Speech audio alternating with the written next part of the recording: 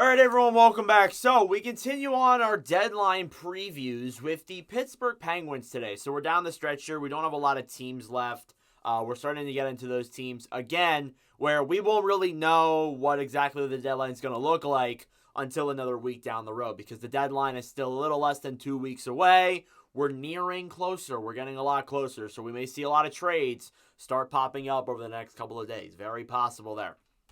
And as of right now, though, the Penguins are 26, 21, and 8 for 60 points. They are 6th overall in the Metropolitan Division as of Monday, February 26th.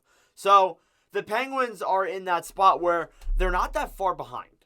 They really aren't. They're only, I'd say, about 5 points behind Philadelphia, maybe 7. They're not that far behind. All it takes is for them to go on a winning streak, and bam, they're right back in it. But the issue is that those Atlantic teams hold those wild card spots. So it's going to be difficult for, some of these teams to push into those spots. So definitely Pittsburgh does not have that in their favor. And their schedule is pretty easy.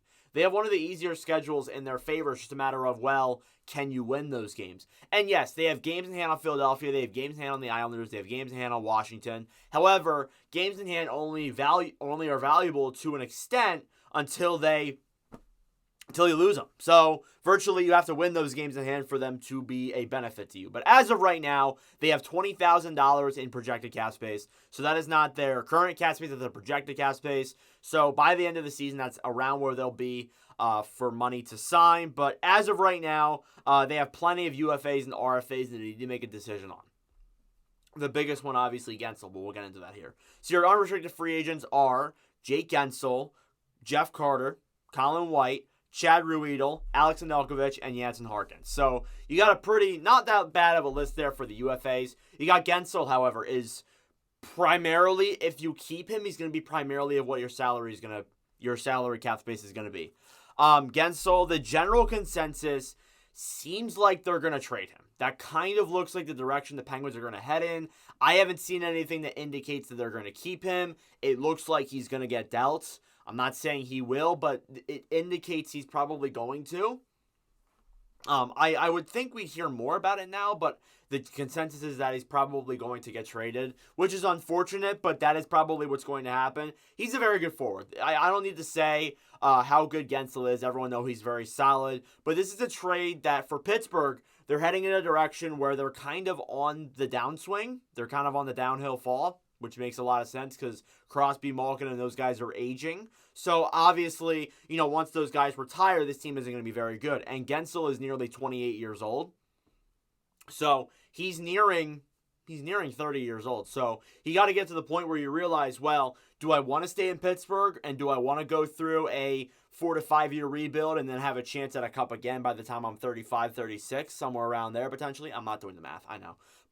Or you could just say, I want to go to a contender for a year, maybe go to the free agency market and try my chances out elsewhere. That could be the direction that Guentzel goes. It's all a matter of what Guentzel wants to do necessarily. And maybe Crosby will have some more with that, but probably Guentzel is going to be the guy that makes the main decision for it. But the consensus looks like he's going to get traded. Moving on to the other guys. Jeff Carter, I think, walks. I don't think you're going to get anything for Carter at the deadline. I think Carter will leave. That's one of the contracts that Pittsburgh wants to just get out of here and get some cap space, so it'll be good for him to move on. White, not a bad fourth liner, has been in and out of the lineup. I imagine he probably walks or signs like a two-way deal. He's one of those guys that isn't in the lineup all too often. Ruedel has been not bad of a, depth pairing defender. It wouldn't be bad to keep him around. Maybe you could get like a 6th round pick or something for him if you wanted the deadline. Nedeljkovic. This is interesting because I think that there's a chance that either one or both of the Penguins goalies could get traded.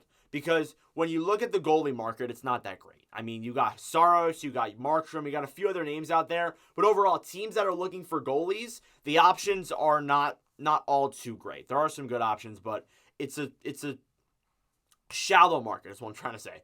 But yeah, there's a possibility that, the Penguins may move one of their goalies. And it's looking like it could be Nedeljkovic. Jarry, I think, is less likely unless they get the right offer for him. But Nedeljkovic is a guy that could get traded. He has a .915 this season, so he has not been bad for the Penguins. And is a guy that I think could be a suitable, maybe not a starter, but maybe like a tandem goalie on another team. I mean, we've seen on cup teams before, you don't need like a really bona fide starting goalie to win. I mean, look at Vegas. They had Brossoit in for half of the run and then Hill for the other half. So it makes a lot of sense there. That could be the direction that the Penguins head into. But obviously, what do I know?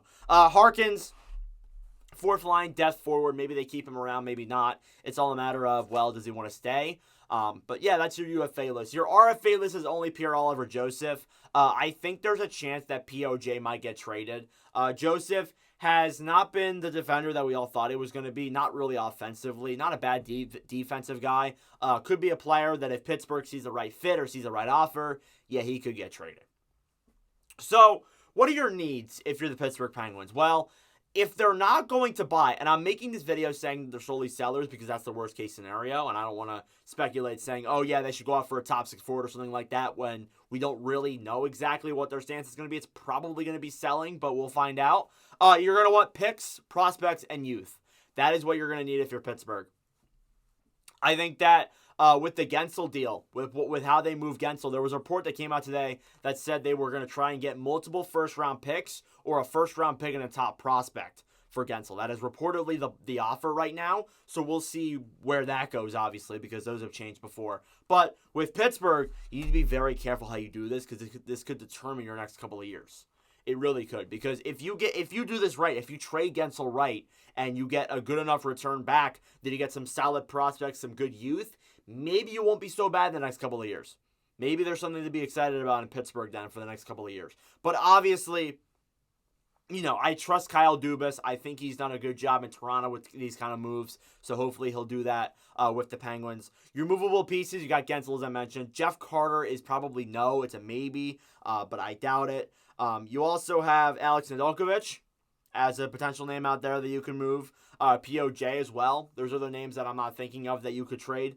There's some names there in Pittsburgh that might get dealt. It's just a matter of how this week's going to go. How from now until this coming Friday, what this week looks like for Pittsburgh. If they start losing more games and keep falling out of the race, then yeah, maybe we should say we'll just sell. If they win enough games that they're really close to Philadelphia at that point, then yeah, you can. But again, it's a really close Metropolitan Division. We're at that point in the year, and we were at that point in the season in like December where pretty much all of the games mattered. And unfortunately, Pittsburgh, even though they have games in hand, have just fallen behind virtually. So anyways, let me know your thoughts in the comment section down below on this. Thank you all for watching. If you enjoyed me, leave a like. Hit that subscribe button down below. I really appreciate it. But anyways, thank you all for watching, and I'll see you guys in the next video. Adios.